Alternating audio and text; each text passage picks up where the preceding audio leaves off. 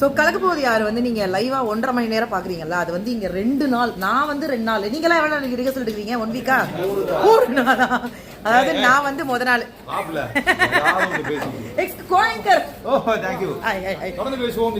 அப்பா போய் தொல்லாம் உயிரை வாங்காம நீ அவன் கலக்க போதியாரு. ஸோ வந்து ஆனா இங்க வந்து பாத்தீங்கன்னா ஃபுல் அண்ட் ஃபுல் ரிகர்சல் தான்.